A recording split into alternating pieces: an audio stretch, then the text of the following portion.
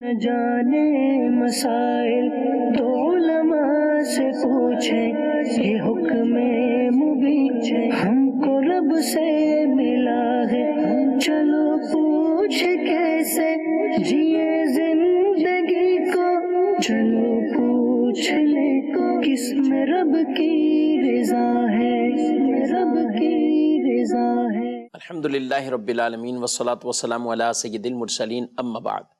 فاعوذ باللہ من الشیطان الرجیم، بسم اللہ الرحمن الرحیم۔ الصلاة والسلام علیک یا رسول اللہ وعلی آلک واصحابک یا حبیب اللہ۔ الصلاة والسلام علیک یا نبی اللہ وعلی آلک واصحابک یا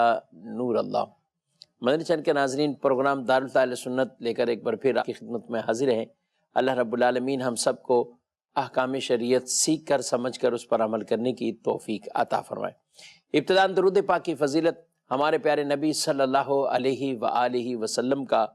فرمان معظم علی شان ہے، اول الناس بی یوم القیامہ اکثرہم علی صلاۃ۔ قیامت کے دن میرے قریب ترین وہ ہوگا جو مجھ پر کثرت سے درود پڑھتا ہوگا۔ اللہ رب العالمین ہم سب کو کثرت کے ساتھ درود پاک پڑھنے کی توفیق عطا فرمائے۔ صلو علی الحبیب صلی اللہ تعالی علی محمد صلی اللہ علیہ وآلہ وسلم۔ صلاۃ و سلام علیک یا سیدی یا رسول اللہ وعلی آلک و اصحابک یا سیدی یا حبیب اللہ۔ علم دین سیکھنا بہت ایک اہم کام ہے، اور بالخصوص وہ علم دین کہ جب آدمی کو ان چیزوں کی ضرورت ہو اور ان چیزوں کی حاجت ہو، ایسے مواقع پر تو اس کی ترجیح اور اس کا سیکھنا یہ بہت زیادہ اہم ہو جاتا ہے۔ ان چیزوں کے بارے میں معلومات لینا یہ خود شریعت مطہرہ اس کو حکم دیتی ہے، اور یہ مطلوب اور مقصود شرع ہے۔ تو علم سیکھنا حسب حال یہ ہر آدمی پر وہ ضروری ہوتا ہے۔ سردی کے موسم آتے ہیں تو کئی معاملات ہمارے سردی کے اعتبار سے بھی ایسے ہوتے ہیں کہ جن میں مسائل شرع اور احکام شرع وہ اس کے ساتھ متعلق ہو جاتے ہیں۔ اب ان میں ہم بطور خاص آج کچھ اس طرح کے سوالات اپنے پروگرام میں شامل کریں گے۔ ہمارے ساتھ پروگرام میں مفتی کفیل صاحب ہیں، ان کو ہم خوش آمدید کہتے ہیں۔ حضرت، سردی بڑھتی ہے تو ظاہر ہے ٹھٹر جاتے ہیں، اور پھر لوگ پوچھنے بھی لگتے ہیں، کچھ وضو غسل کے مسائل بھی آ جائیں، دیگر بھی ایسے معاملات۔ تو میں آج غوری کر رہا تھا کہ کئی چیزیں پاکی ناپاکی کے حوالے سے بھی نا، سردی کے جو ہمارے ملبوسات ہیں یا یہ چیزیں ہیں، تو اس میں بھی قدرے دشواری ہے۔ جہاں ایک ٹھنڈا پانی استعمال کرنے میں سخت سردی اور اس طرح کے معاملات میں ایک مشکل امر ہے، وہاں اس طرح کی جو چیزیں سردی کے ہمارے ملبوسات ہیں، یہ اگر پاکی ناپاکی کا ان میں مسئلہ ہو جائے تو ان میں بھی دوسری چیزوں سے قدرے زیادہ مشکلات ہیں۔ اچھا، یہ نارمل لوگ جیکٹیں پہنتے ہیں، ابھی چلے بھی گئے ٹھیلے سے جیکٹ خریدی، پہن لی اس کو۔ پہلے تو یہ بتائیں کہ یہ مختلف جانوروں کی بنی ہوتی ہیں چمڑے کی، عام طور پر جو ایک مہنگی بھی ہوتی ہیں کافی، تو جانوروں کی اور یہ جیکٹ جو تیار ہوتی ہے یہ پہننا ٹھیک ہے؟ بسم اللہ الرحمن الرحیم۔ جانور کا چمڑا چونکہ جب اس سے جیکٹ بنتی ہے تو وہ دباغت کے پروسیس سے گزرنے کے بعد ہی جو ہے وہ بنتا ہے، کہ جس کے اندر اس کے اندر جو بھی چربیاں وغیرہ ہوتی ہیں وہ ختم ہو جاتی ہیں۔ دباغت یہ کسے کہتے ہیں؟ یہ جو دباغت یوں کہیں کہ ایک پروسیس ہوتا ہے جس کے ذریعے سے کھال کو قابل استعمال جو ہے وہ بنایا جاتا ہے، ورنہ جس طرح جسم انسان کسی بھی جاندار کے جسم سے کھال جدا ہوتی ہے تو وہ ڈائریکٹ قابل استعمال نہیں ہوتی، ظاہر گیلی اور گیلی ہے، اس کے ساتھ چربی لگی ہوتی ہے، پھر اس میں اسمیل جو ہے وہ آتی ہے، اس کے خراب ہونے کا جو ہے وہ اندیشہ ہوتا ہے۔ تو ان تمام چیزوں سے اس کو جو پیوریفائی کر لیا جاتا ہے، صاف کر لیا جاتا ہے، یہ دباغت کا عمل کہلاتا ہے۔ پرانے زمانے کے طریقے تھے نمک لگا کے، دیگر ذریعے سے۔ فی زمانہ جدید مشینریز کے ذریعے سے، جدید کیمیکلز کے ذریعے سے ان کو دباغت کر لیا جاتا ہے۔ لگانے کے عمل سے تو ابھی بھی لوگ محفوظ کرنے کے لیے وہی کرتے ہیں، بالخصوص قربانی کی کھالیں ہوتی ہیں تو ان میں بھی جو بڑی سطح پہ ہوتے ہیں، ہمارے خود دعوت اسلامی کیسے گودام ہیں، یہ معاملات وہاں کیے جاتے ہیں۔ تو یہ جو پہلے نمک یا سورج کی گرمی یا تپش سے وہ چیزیں درست ہوتی تھیں، آج کل کیمیکل استعمال ہو جاتے ہیں یا مشینی سے گزار کر تو یہ بھی وہی کہلائے گا؟ جی یہ بھی وہی ہے، تو یہ دباغت کا عمل کہلاتا ہے۔ اس سے وہ کھال جو ہے وہ استعمال کرنا اس کا جائز ہو جاتا ہے۔ فقط ایک جانور ہے سور، جسے خنزیر بھی کہا جاتا ہے، کہ اس کی کھال، اس کی ہر چیز جو ہے وہ نجس العین ہے، کسی بھی طرح پاک نہیں ہو سکتی۔ اچھا، تو اس کے لیدر کا اگر جو ہے وہ کوئی بھی چیز بنی ہوئی ہے، چاہے وہ شوز ہے، چاہے جیکٹ ہے، یا کوئی بھی چیز ہے، تو اسے استعمال کرنا جائز مسلمان کے لیے نہیں ہے، کیونکہ وہ خود جو ہے وہ نجس العین ہے، نجاست ہے۔ ہاں، اس کے علاوہ دیگر جانور اگرچہ وہ حرام جانور ہی کیوں نہ ہوں، جیسے دیگر جانور ہیں، گدھا ہے، شیر ہے، کوئی بھی اس طرح کے جانور ہیں جو کہ جن کا کھانا گوشت حلال نہیں ہے، لیکن ان کی کھال کا استعمال دباغت کے بعد وہ جائز ہے، اس میں حرج اچھا، نہیں ہے۔ اگر ان چمڑوں کی بنی ہوئی کھالیں ہیں، ان جانوروں کے چمڑوں کی بنی ہوئی کھالیں ہیں، تو وہ استعمال کر سکتے ہیں، پہن سکتے ہیں، اور ان جیکٹس کو پہن کر نماز وغیرہ بھی پڑھ سکتے ہیں، اس میں کوئی شرعی اعتبار سے حرج نہیں۔ اب یہ جیکٹ لی ہے، اب اس میں تو نہیں پتا یہ پاک ہے ناپاک ہے، کوئی ایسا کہ جہیں سے بالخصوص جو استعمال والی چیزیں خریدتے ہیں لوگ، جیکٹ ہے، جرسیاں ہیں، ہائی نیک ہیں، کوئی اور چیزیں استعمال کی ہیں، اور بعض اوقات یہ استعمال والی چیزیں بلکہ بکثرت ایسے ممالک سے آتی ہیں کہ جو غیر مسلم کفار ہیں، جی، تو کیا پھر اس میں وہ شک والا معاملہ رہے گا یا اس کی گنجائش ہے؟ ہاں، اس میں اندر دو پہلو ہیں۔ ایک تو ہے کہ وہ جو جیکٹ ہے وہ کسی ایسے چمڑے کی بنی ہوئی ہے کہ جس چمڑے کا استعمال جو ہے وہ جائز ہے، جیسے لیدر کی بنی ہوئی ہے۔ اب اس میں یہ بات کہ یہ ناپاک ہے یا نہیں ہے، غیر مسلم نے استعمال کی ہوگی یا کسی نے استعمال کی ہوگی، یا جو ہے وہ اندر پہننے والے پاجامے وغیرہ آتے ہیں کہ بھئی وہ لوگ عمومی طور پہ استنجا وغیرہ کے آداب کا خیال نہیں رکھتے، تو یہ ناپاک ہوتے ہوں گے۔ تو اس اعتبار سے شک و شبہ کی بنیاد پر ہم اسے ناپاک تو قرار نہیں دیں گے۔ ٹھیک ہے، ہاں، البتہ بہتر یہ ہے کہ انہیں جو ہے وہ دھو کر پاک کر کے استعمال کیا جائے، لیکن اگر کوئی اسے بغیر دھوئے بغیر پاک کیے بھی استعمال کرتا ہے تو جائز ہے، اور اس کے اندر نماز وغیرہ درست ہو جائے گی۔ ٹھیک ہے۔ اور اگر اس میں یہ ایک اور بھی مسئلہ چلیں ضمناً ہے، اور ہے اہم مسئلہ، کہتے ہیں کہ یہ لنڈے کے جو کپڑے ہوتے ہیں نا، اس میں بس اوقات پیسے بھی نکل آتے ہیں، اس طرح کی جیکٹوں میں، پینٹوں میں، یا مختلف جو بھی یہ چیزیں استعمال کی آتے ہیں، تو یہ اور ہوتی بھی وہ اس ملک کی کرنسی ہے، پتہ بھی چلتا ہے کہ یہ فلاں ملک کی جی، کرنسی ہے، تو اس رقم کا کیا آپ کہتے ہیں؟ اس رقم کو جو ہے وہ صدقہ کیا جائے گا۔ لقطے کے حکم کے اندر یہ رقم جو ہے وہ آئے گی۔ اب چونکہ مالک تک جو ہے وہ پہنچانا، اعلان کرنا کسی بھی طرح ممکن نہیں ہے، تو لہٰذا اس کے اوپر لقطے کے احکام جاری ہوں گے کہ اسے جو ہے وہ صدقہ کر دیا جائے گا، مسجد مدرسے میں بھی دے سکتے ہیں۔ لقطے کا یہ پیسہ صدقہ، اور تو یہ مالک، مطلب اس کا یہ مالک نہیں ہے جو ٹھیلے والا یا دکان والا؟ نہیں، کیونکہ وہ اس کی بھی چیز نہیں ہے نا، اور اس پر یہی بات دلالت کرنے والی ہے کہ وہ کرنسی عموماً ان ممالک کی ہوتی ہے، صحیح، جو کہ تصور نہیں ہے کہ یہ اس نے جو ہے وہ لے کر رکھی ہوگی اپنی جیب کے اندر، اور یہ ہوتی بھی اس کی نہیں ہے۔ وہ یہ کہ جو پیچھے سے مال آ رہا ہے تو اسی کے اندر کسی کے جیب میں رہ گئے، اور وہی جو ہے وہ آگے آتے چلے گئے۔ ٹھیک ہے۔ تو یہ مدنی چینل کے ناظرین، لقطے کے بھی احکامات گئے کہ جب کوئی آدمی کو کہیں سے گری پڑی چیزیں ملتی ہیں اور یا اس انداز سے اس کے پاس آ گئی ہیں، تو اس کے بھی اپنے احکام شرع ہیں۔ لوگ اپنے دل کو منا لیتے ہیں، آدھا مسجد میں دے دیں گے، آدھا خود رکھ لیں، تو بھی ہم چلو گزارا کر لیتے ہیں۔ ایسا ممکن ہوتا ہے کہ راستے سے بھی، مارکیٹ سے بھی اگر کوئی ایسی چیزیں ملتی ہیں، تو بیسک لقطے کے حوالے سے کیا وہ شرعی حکم ہے؟ دیکھیں، مارکیٹ میں یا کسی بھی جگہ پر آپ کو گری پڑی ہوئی چیز ملی، وہ مال ہے، چاہے پیسہ ہے یا پیسے کے علاوہ کوئی اور چیز ہے، وہ جیولری بھی ہو سکتی ہے، اس کے علاوہ بھی کوئی قیمتی چیز جو ہے وہ ہو سکتی ہے جو عموماً پھینکی نہیں جاتی، تو اب اس کے لیے حکم یہ ہے کہ اگر آپ نے اسے اٹھایا تو اولاً تو اٹھاتے ہوئے نیت یہی ہونی چاہیے کہ اسے مالک تک پہنچانے کی نیت سے اٹھا رہا ہوں۔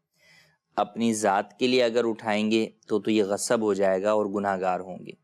ہاں، مالک کو پہنچانے کی نیت سے اٹھایا تو اب اس کے اوپر تشہیر لازم ہوتی ہے کہ اس کا اعلان کریں کہ مالک تک جو ہے وہ یہ خبر پہنچ جائے۔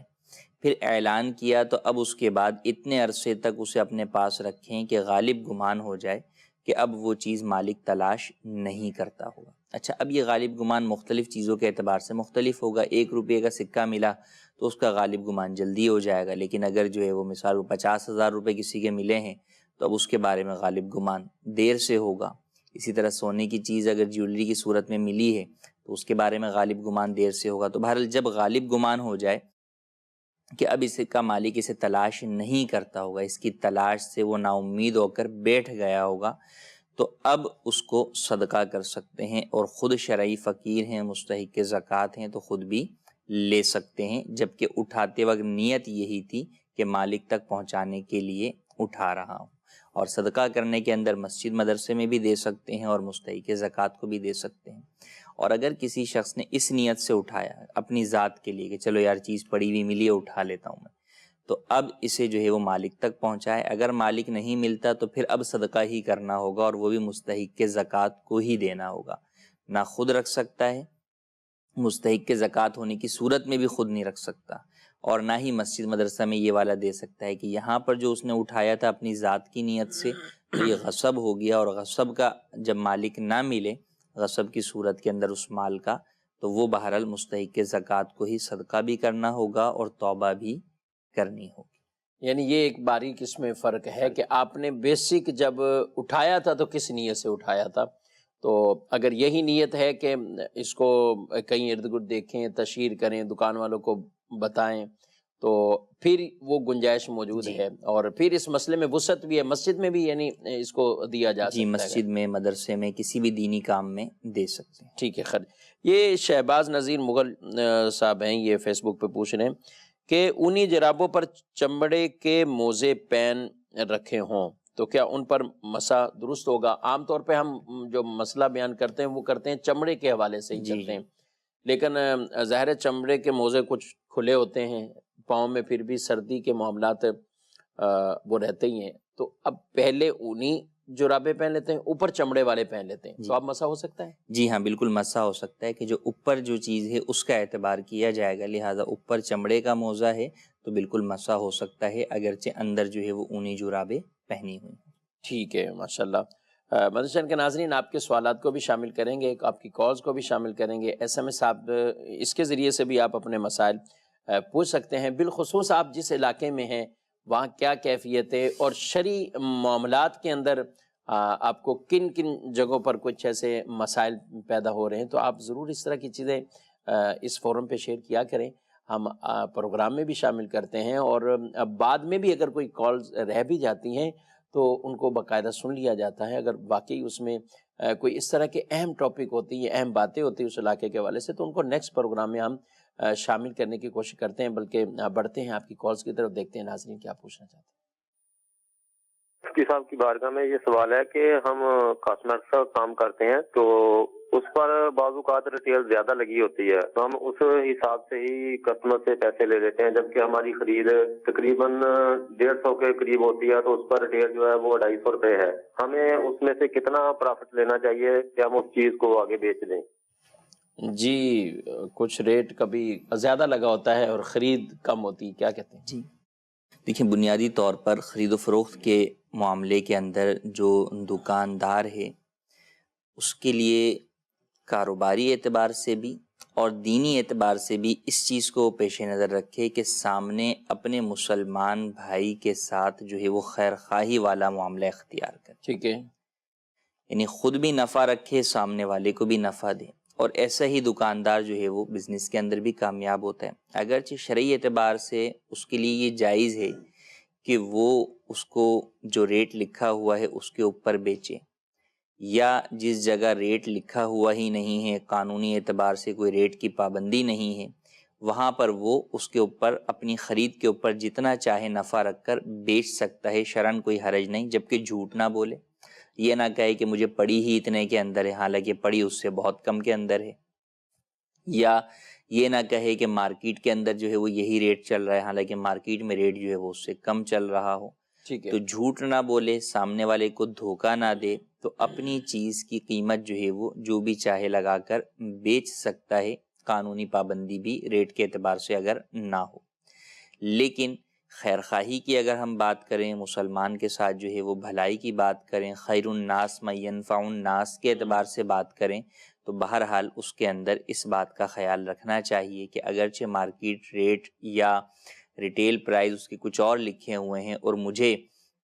وہ چیز جو ہے وہ کہیں سے سستے داموں مل گئی ہے، تو میں کوشش کروں کہ اس کے اندر میں آگے بھی اپنے مسلمان بھائی کو فائدہ پہنچاؤں۔ تو انشاءاللہ ایسا اگر کریں گے اس نیت کے ساتھ، مسلمان کو فائدہ پہنچانے کے ساتھ، تو آپ کے کاروبار میں بھی برکت ہوگی۔ اچھا، یہاں پہ ایک اور بھی معاملہ ہوتا ہے، بعض اوقات چیزیں خریدنی اور اس کے اوپر پرائز تو پچھلے ہی لگے ہوئے ہیں اور اسی کے حساب سے خریدی ہوئی، لیکن ابھی چیز پڑی ہوئی ہے، ایکسپائر بھی نہیں ہوئی، مارکیٹ میں ہی اس کے ریٹ بڑھ گئے۔ اب جب مارکیٹ میں ریٹ بڑھتے ہیں تو پھر عموماً دکاندار ان کے اوپر کوئی ٹیگ لگاتے ہیں اور اس کا ریٹ کچھ آگے کرتے ہیں، تو شرعی طور پر اس میں کیا؟ شرعی اعتبار سے اس میں کوئی حرج نہیں ہے، جبکہ قانوناً یہ جو ہے وہ ڈبل لیبلنگ کرنا جو ہے وہ جرم نہ ہو۔ اگر قانوناً منع ہوگا تو پھر بہرحال قانون کی پاسداری کے اعتبار سے اس سے بھی بچنے کا حکم ہوگا، لیکن اگر قانوناً منع نہیں ہے تو پھر بہرحال جو ہے وہ زائد قیمت کے اوپر بھی یا زائد لیبل لگا کر بھی آپ بیچ سکتے ہیں، اس میں حرج جو ہے وہ نہیں ہے۔ مگر وہی بات کہ یہاں بھی خیر خواہی والے پہلو کے اوپر بات کریں اور سامنے والے خریدار کو اپنے سے بدظن کرنے کے حوالے سے بدظن نہ ہو، وہ اس اعتبار سے دیکھیں تو بہرحال یہ پہلو ہے کہ وہ لوگوں کو پتہ چل جاتا ہے، لوگ چیٹ ہٹا کے دیکھ لیتے ہیں، بولتے ہیں یار اس کے بعد پرانا مال پڑا ہوا ہے، یہ پھر بھی ہمیں جو ہے وہ زیادہ قیمت کے اوپر بیچ رہا ہے۔ اگرچہ لوگوں کا یہ اعتراض جو ہے وہ بیجا ہے کہ اس کی چیز ہے، وہ جس ریٹ کے اوپر چاہے بیچیں، لیکن بہرحال وہی بات ہے کہ جو ہے وہ اگر آپ نے کام بھی کرنا ہے اور لوگوں کے ساتھ خیر خواہی کی بھی نیت ہوگی تو پھر وہ پہلو اختیار کیجئے کہ جس میں لوگوں کو نفع پہنچے، اور اس سے بہرحال بالآخر جو ہے وہ فائدہ آپ کو ہی پہنچتا ہے کہ آپ کی ہی نیک نامی ہوتی ہے، آپ کا ہی کاروبار بڑھتا ہے۔ ماشاءاللہ، بہرحال نفع کما سکتے ہیں جو کمانا ہو شریعت کے دائرے میں رہ کر، لیکن اس میں جھوٹ، دھوکے اور ان چیزوں کو کسی طرح کا بھی ان کا عمل دخل نہیں ہونا چاہیے۔ رسول اللہ صلی اللہ علیہ وآلہ وسلم نے سچے تاجروں کو فرمایا قیامت کے دن وہ نبیوں کے ساتھ اٹھائے جائیں گے، یعنی کتنا بڑا مقام اور مرتبہ ہے۔ بظاہر وہ اپنا بزنس کر رہا ہے، بظاہر وہ مارکیٹ میں ہے، لیکن فضیلت اور درجے کے اعتبار سے وہ درجہ بھی پا سکتا ہے، یعنی اس کو یہ مقام مرتبہ حاصل ہو سکتا ہے کہ جو آدمی ایک بہت زیادہ عبادت کر کر کے، مختلف نیک اعمال کر کے وہاں ان کو انبیاء کی معیت ملے، انبیاء کی صحبت ملے، تو سچے تاجروں کو بھی وہاں بیان فرمایا گیا ہے کہ قیامت کے دن وہ نبیوں کے ساتھ ان کو اٹھایا جائے گا۔ اللہ کریم ہمیں درست طریقے کے مطابق تجارت کے معاملات بھی کرنے کی توفیق عطا فرمائے۔ بعض اوقات قصداً ان چیزوں میں یہ جھوٹ یا دھوکے کو یہ شامل کیا جاتا ہے، چاہے بلز بنانے ہوں اس کے اندر ان چیزوں کو شامل کر لیا جاتا ہے۔ سامنے والا اپنے نفع کا خیال کرتا ہے، یہ نہیں سوچتا کہ وہ کسی کمپنی کا چاہے پرچیزر ہو، اس نے کمپنی والوں کے ساتھ کس طرح کا دھوکہ کرنا ہے۔ کفیل صاحب، اس میں بھی لوگ یہ سوچتے ہیں کہ میرا نفع تو مل گیا، اب میں اس عمل میں نہیں شریک ہوں، یہ اس کا آگے معاملہ ہے، جبکہ یہ اس کے بلنگ کے اندر شریک ہے، اس کے ان تمام تر معاملے میں ایک طرح کا معاون ہی ہوتا ہے۔ کیا کہتے ہیں آپ؟ جی بالکل، اصل میں معاملہ یہی ہے کہ اگر ہم تعاون کی بات کریں تو اچھی بات پر، نیکی کے کام پر کسی ایک دوسرے کے ساتھ تعاون کرنا، اس کی مدد کرنا، یہ اچھی بات ہے جس کی اسلام میں پذیرائی کی گئی، بلکہ حکم دیا گیا وَتَعَاوَنُوا عَلَى الْبِرِّ وَالتَّقْوَىٰ، تقوی اور بھلائی کے کاموں پر ایک دوسرے کی باہم مدد کرو، اور دوسری طرف فرمایا گیا وَلَا تَعَاوَنُوا عَلَى الْإِثْمِ وَالْعُدْوَانِ، کہ گناہ اور زیادتی کے کاموں پر مدد نہ کرو۔ آپ کا نفع تو جو ہے وہ جائز مل گیا، لیکن جب آپ کو دکھ رہا ہے میرے اس طرح کی کسی بھی کام کی وجہ سے سامنے والا جو ہے وہ گناہ جو ہے وہ کر رہا ہے، تو اب آپ گناہ کے اوپر جو ہے وہ مدد جو ہے وہ اس کی جو ہے وہ کر رہے ہیں، ٹھیک ہے، تو یہ جائز نہیں ہے۔ اچھا، کئی جگہوں کے اوپر بسا اوقات ممکن ہے کہ واقعی اس کو وہ گناہ کے اندر مبتلا نہ ہو رہا ہو، وہ آگے چیٹ نہ کر رہا ہو۔ مثال کے طور پہ ایک شخص ہے، اس نے دکان سے کوئی سامان خریدا، ٹھیک ہے، پرچی نہیں بنوائی اس نے، اب وہ اس دکاندار کے پاس جا نہیں سکتا یا وہ دکاندار پرچی نہیں بناتا، اب یہ دوسرے دکاندار کے پاس آ گیا کہ یار آپ جو ہے وہ پرچی بنا دیں، مجھے آگے دینی ہے، میں نے واقعی سامان خریدا ہے، اعتماد بھی آپ کو ہو، پھر بھی آپ کو پرچی بنا کر نہیں دینی چاہیے، کیونکہ اس نے آپ سے نہیں خریدا. آپ پرچی بنا کر گویا کہ اس بات کا اقرار کر رہے ہیں کہ اس نے یہ سامان مجھ سے جو ہے وہ خریدا ہے. اور پھر جو سامنے والا ہے ایک مرتبہ ہو سکتا ہے کہ واقعی وہ اس کیفیت کا جو ہے وہ شکار ہوا ہو، اس کو پرابلم، لیکن جب اسے ایک راستہ دکھ جائے گا تو آگے شیطان اسے جو ہے وہ غلط کام پر بھی لگا سکتا ہے کہ وہ آپ سے جعلی پرچیاں بنوا کر ہی جو ہے وہ کام جو ہے وہ کرتا رہے. معاشرے کی جب ہم اصلاح کی بات کرتے ہیں، کسی بھی جگہ بیٹھے ہیں آپ تو ہر فرد جو ہے وہ معاشرے کو سدھارنے کی بات کر رہا ہوتا ہے، تو معاشرے کی اصلاح فرد کے ذریعے سے ہوتی ہے. ہم میں سے ہر فرد یہ سوچے کہ یار ہم نے مدد نہیں کرنی، ہم نے رشوت نہیں دینی، ہم رشوت دیں گے نہیں تو یہ رشوت بالآخر لینے سے جو ہے وہ باز آ جائے گا. تو یوں پورے معاشرے میں جگہ جگہ اگر ہم خود فرد کے اعتبار سے سوچیں کہ یار میں نے یہ کام نہیں کرنا، میں نے اس کام میں اس کی مدد نہیں کرنی، جیسے پیشہ ور فقیر ہیں، میں نے اس کو جو ہے وہ نہیں جو ہے وہ مدد نہ اس معاملے کے اندر جب ہم مدد کو روکیں گے تو، اور ہر فرد اپنے اعتبار سے معاشرے کا فرد بن کر یہ سوچ کر روکے گا، تو انشاءاللہ ایک وقت آئے گا کہ معاشرے سے وہ برائی جو ہے وہ ختم ہو جائے گی، اور برائی کرنے والوں کو بھی اس بات کا احساس ہو جائے گا کہ یار جب مددگار نہیں ہے، کیونکہ کوئی بھی نیکی ہو یا برائی ہو، بہرحال وہ مددگاروں کے ذریعے بہت آسانی کے ساتھ جو ہے وہ ہو جاتی ہے. جب مددگار نہیں ہوتے تو بہت سارے گناہ ایسے ہوتے ہیں کہ انسان ان سے جو ہے وہ رک جاتا ہے. ٹھیک ہے. تو لہٰذا انسان کو چاہیے کہ وہ کم سے کم خود جس طرح گناہ سے بچ رہا ہے اسی طریقے سے دوسرے کو بھی گناہ سے بچائے، کہ کسی کے لیے بھی اس کے گناہ میں مددگار نہ بنے. بالکل، یہ بہت اہم بات کی ہے. اور اس طرح کے کئی چیزوں میں پیشہ ور بیکاریوں کی بات کی ہے. یہاں یہ بھی ہوتا ہے کہ ایک جگہ راشن تقسیم ہو رہا ہے، راشن تقسیم کرنے والا اس کی کتنی نیک نیتی ہے اور وہ کتنے نیک عزائم کے ساتھ یہ کام کر رہا ہوتا ہے، لیکن ادھر سے لیا ادھر سے کریانے والی دکان والوں کو بیچ دیا، جا کے پرچون والوں کو بیچ دیا. تو اب یہ دکاندار کو بظاہر وہ عام طور پر کم ریٹ میں وہ ان سے خرید رہا ہوتا ہے، اس کو ہی پتہ ہے یہ کسی سے مدد لے کر آیا ہوا، میں اس سے خرید لیتا ہوں. تو یہ اس طرح کے معاملات ہوتے ہیں. بھی کہیں سے کوئی چیز فری مل گئی، چاہے میڈیسن کے حوالے سے ہو، چاہے راشن کے معاملات میں ہو، ایون کہ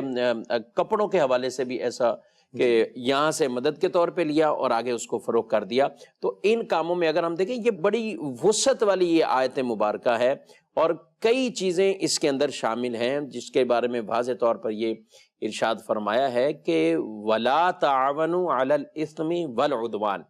کہ گناہ کے کاموں پر، نافرمانی والے کاموں پر یہاں تعاون وہ نہیں کرنا ہے. تعاون کرنا ہے تو وہ کہ نیکی کے کاموں پر کریں، تقوی اور پرہیزگاری والے کاموں پر تعاون کریں. جی مزید کالز کو شامل.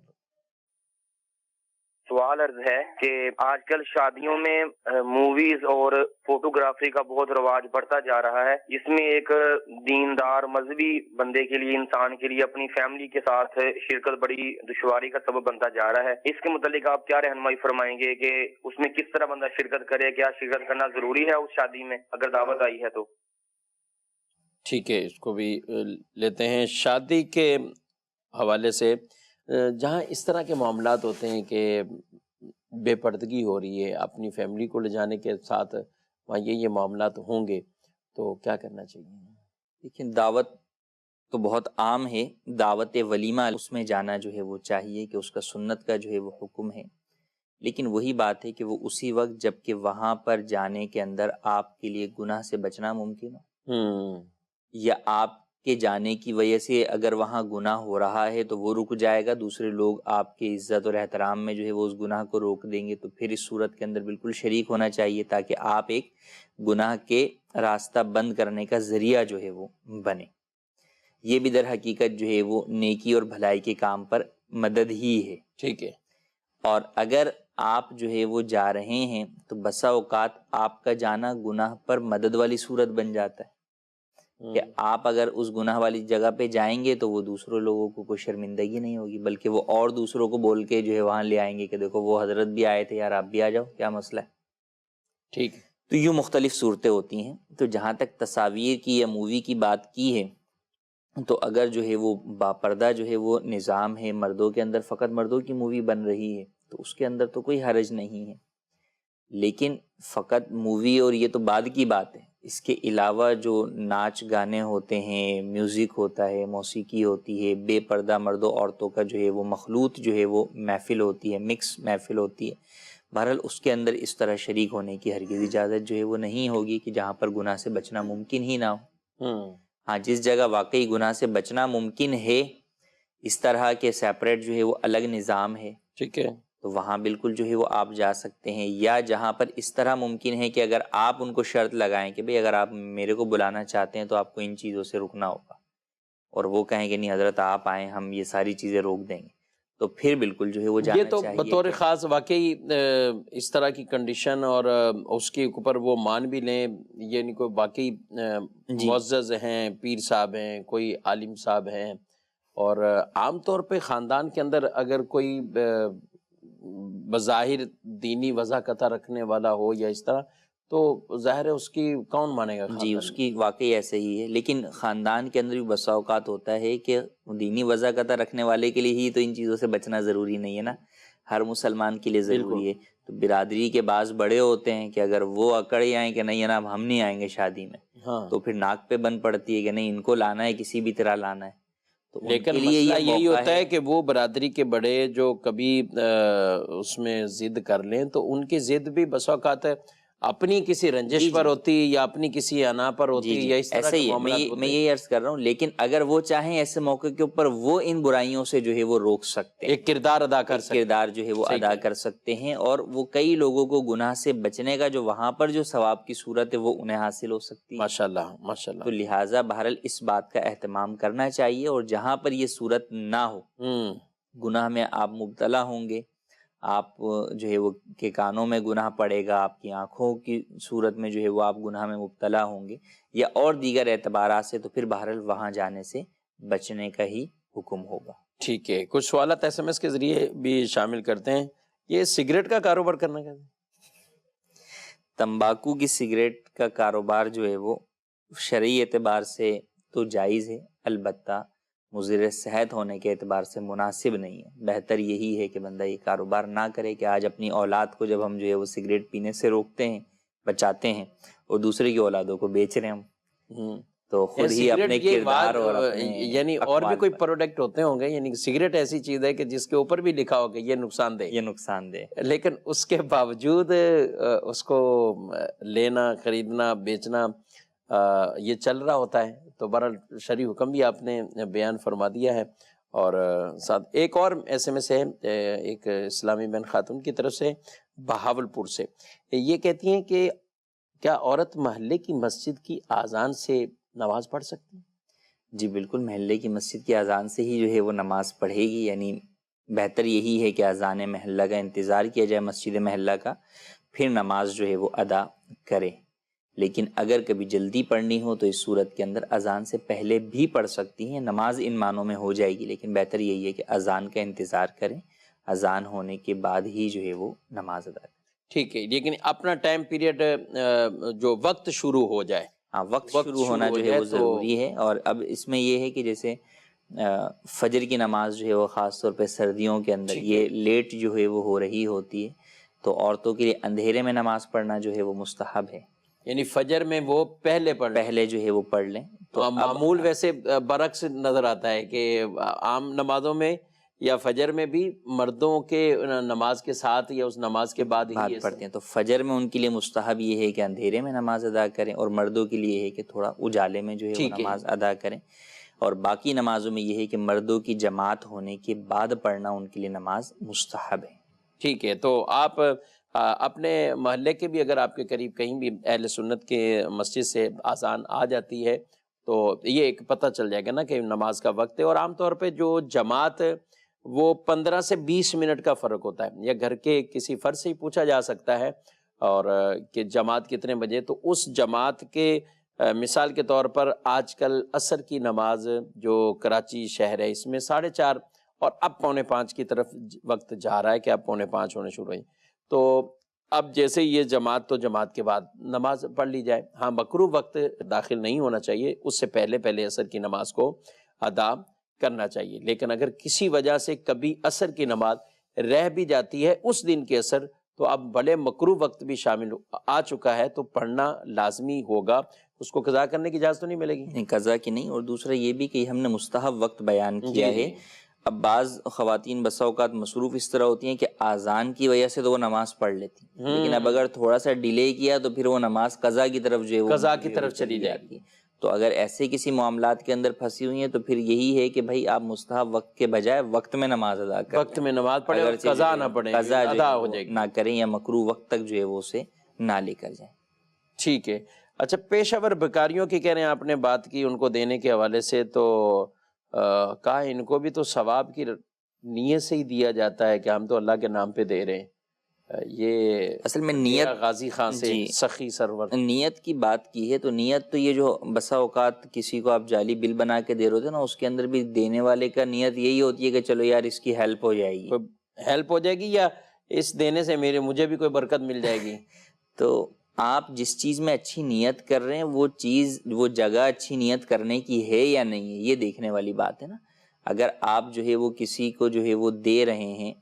پیسہ، لیکن آپ اچھی نیت کریں لیکن شرعی اعتبار سے وہ مقام ہی نہیں ہے، وہ جگہ ہی نہیں ہے کہ وہاں پر جو ہے وہ اچھی نیت کے ساتھ جو ہے وہ کوئی کام کیا جائے، تو یہاں پر اچھی نیت آپ کی کام نہیں کرے گی۔ تو لہٰذا جب پتہ ہے آپ کو کہ پیشہ ور فقیر ہے، پیشہ ور بھکاری ہے، تو پھر اس صورت کے اندر اس کو جو ہے وہ آپ نہ دیں، یہاں پہ آپ کی اچھی نیت بھی کام نہیں کرے گی، کیونکہ یہاں پر دینا شریعت آپ کو منع کرتی ہے۔ ٹھیک ہے، ایک اور ایس ایم ایس کے، کافی ایس ایم ایس ہی ہو گئے،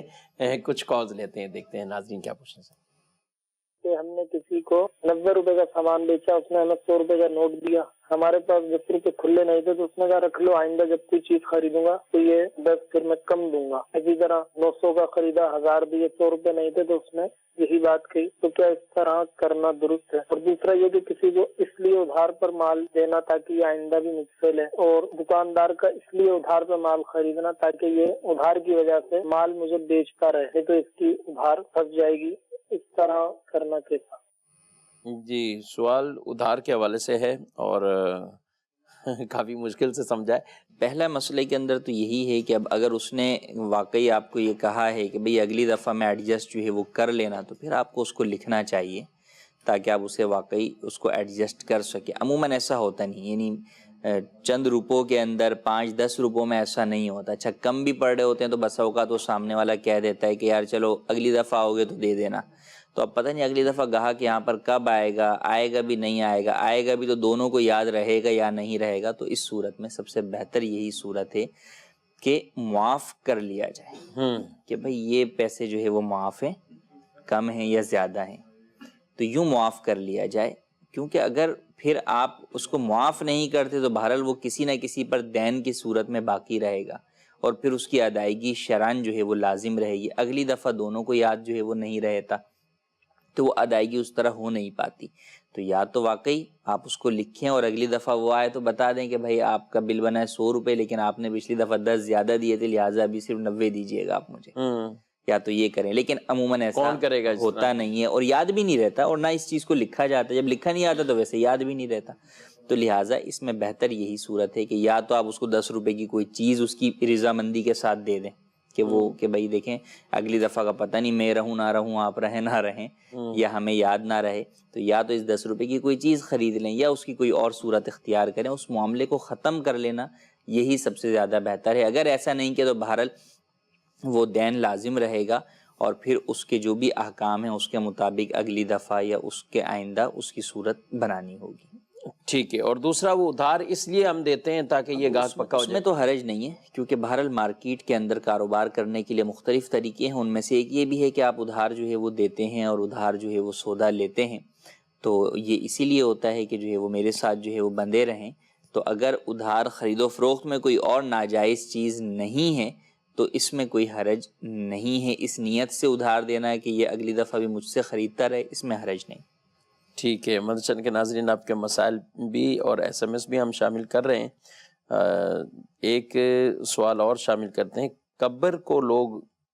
بوسہ دیتے ہیں، جا کر عام طور پہ قبر کے پاس جاتے ہیں تو اس کو بوسہ دیتے ہیں، یا بالخصوص مزارات اولیاء پر جا کر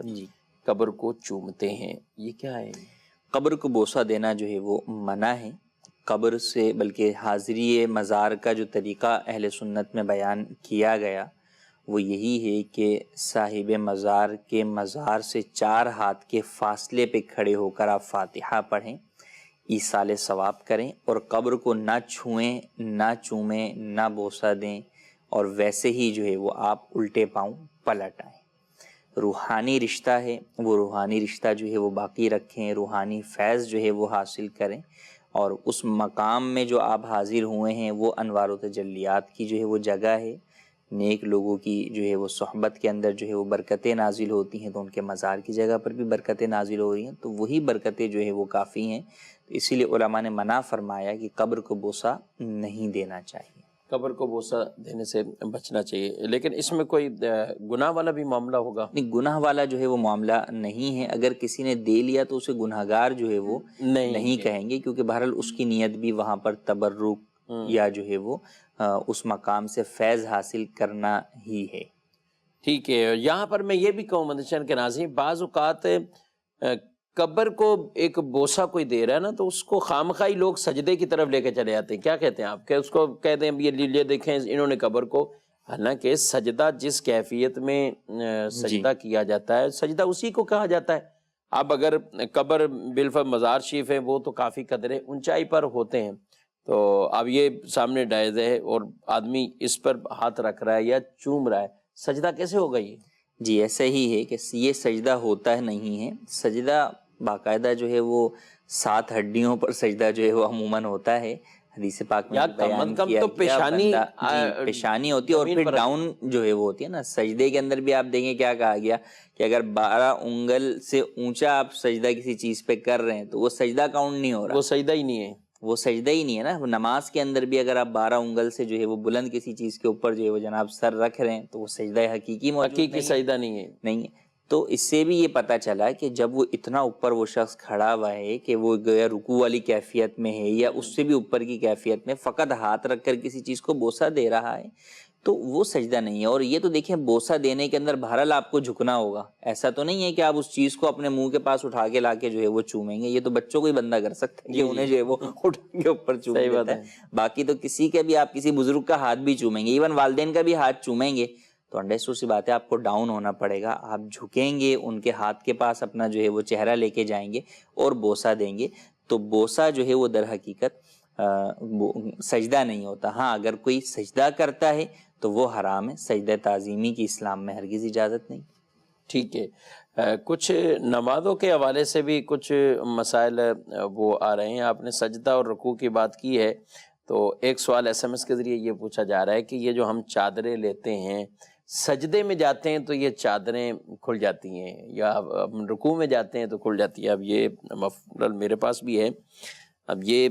ہم نے طریقہ تو یہی بیان کیا ہوا ہے کہ بھئی اس کو لیں تو آپ یوں کر لیا کریں، یا بہتر طریقہ جو حدیث کی روشنی میں کہ سنت طریقہ چادر لینے کا کہ امامہ آپ کا نیچے ہو اور چادر آپ کی اوپر آ جائے، اور اس کے ساتھ ساتھ اس کو آپ وہ کر لیں اور کہیں پھنسا بھی لیں تاکہ آپ کی نماز میں مسئلہ نہ ہو۔ تو اب کسی نے یہ تو کر لیا، اب جیسے ہی رکوع میں گئیں گے تو یہ ہو گیا، یہ اب دونوں پلے اس کے لٹک رہے ہیں، تو کیا کہیں گے آپ؟ یہ صدل کی صورت ہو جائے گی۔ صدل جو ہے وہ نماز میں مکروہ تحریمی ہے اور اس کی وجہ سے نماز بھی مکروہ تحریمی ہو جاتی ہے، تو بہرحال اسی لیے اس بات کا خیال رکھا جائے کہ نماز کے اندر صدل کی صورت نہ بنے۔ تو چادر لیں تو یا تو اس کو ڈبل جو ہے وہ گھما لیں، یا اس کو کسی جگہ پیچھے جو ہے وہ باندھ لیں یا پن لگا لیں، تاکہ نماز میں یہ کیفیت جو ہے وہ نہ بنے۔ ہاں، جب توجہ کریں گے تو اور یہ مسئلے کا بھی پتہ ہوگا تو پھر انشاءاللہ امید ہے اس کے اوپر وہ عمل بھی ہو جائے گا۔ خواتین کے لیے بھی یہی ہے، ان کو بھی احتیاط کرنی ہے؟ خواتین کو بھی احتیاط کرنی ہے۔ خواتین کی جو اصل چادر ہے وہ اگر اس طرح کھلے گی تو ان کے پردے کے ہی بعض مسائل آ جائیں گے، بال وغیرہ نظر آ جائیں گے،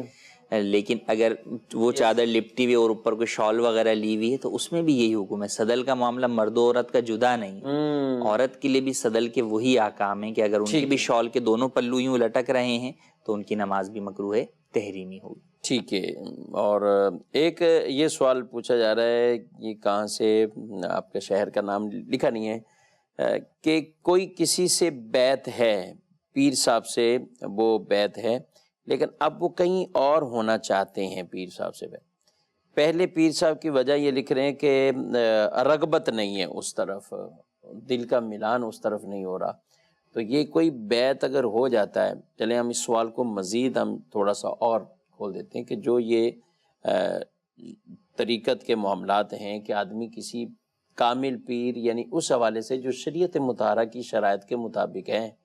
ان کے ساتھ انہوں نے بیعت کر لی کا سلسلہ یہ بیعت ہو چکے ہیں، اب یہ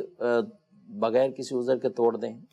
بلا عذر جو ہے وہ بیعت توڑنے کی اجازت نہیں ہے، جبکہ آپ کے پیر جو ہے وہ جامع شرائط پیر ہوں۔ بلکہ اگر آپ طالب بھی کہیں اور ہونا چاہتے ہیں تو اپنے ہی سلسلے میں، جیسے قادری ہیں تو قادری سلسلے میں ہی جو ہے وہ طالب تو ہو سکتے ہیں، لیکن طالب ہونے میں بھی اس بات کا کہا گیا کہ مرید یہی جانے کہ مجھے جو بھی فیض پہنچے گا میرے پیر سے پہنچے گا۔ ٹھیک ہے، اگر وہ اس لیے جو ہے وہ طالب ہونا چاہتا ہے کہ نہیں یہاں سے مجھے فیض نہیں پہنچ رہا، میں دوسرے سلسلے سے جو ہے وہ فیض لینے کے لیے جا رہا ہوں، تو یہ بھی طریقت کے جو ہے وہ خلاف ہے۔ صحیح۔ تو لہٰذا اگرچہ فیض وہاں طالب سے بھی پہنچے گا، لیکن مرید کو یہ اپنا نظریہ رکھنا چاہیے، اپنا یہ گمان رکھنا چاہیے کہ وہ بہرحال پہنچے گا میرے پیر کے ذریعے سے ہی جو ہے وہ مجھ تک۔ تو فقط یہ کہ جناب رغبت نہیں ہے، اب اس کی کئی وجوہات ہو سکتی ہیں کہ بھئی کیوں رغبت جو ہے وہ نہیں ہو رہی ہے۔ کوئی شخص کسی کی تعلیمات پر ہی عمل نہیں کرتا، اپنے پیر صاحب کی بتائی ہوئی فرامین پر ہی جو ہے وہ عمل نہیں کرتا اور پھر کہتا ہے رغبت نہیں ہے، تو اس طرح کی رغبت نہ ہونے کو انسان جو ہے وہ رغبت کی طرف لے کر ہے۔ بسا اوقات بعض لوگ ہوتے ہیں جن کو نماز کی طرف رغبت نہیں ہوتی، تو یہ تھوڑی کہا جائے گا کہ نماز چھوڑ دیں، یہی کہا جائے گا کہ نماز کی طرف رغبت پیدا کریں۔ تو اگر آپ کے جامع شرائط پیر ہیں تو آپ ان کی طرف اپنی رغبت پیدا کریں، ان کے فرامین جو ہیں وہ ان کے اوپر عمل کریں، کیونکہ جو جامع شرائط پیر ہوگا وہ کوئی ناجائز فرمان تھوڑی دے گا یا ناجائز ہدایات تھوڑی دے گا۔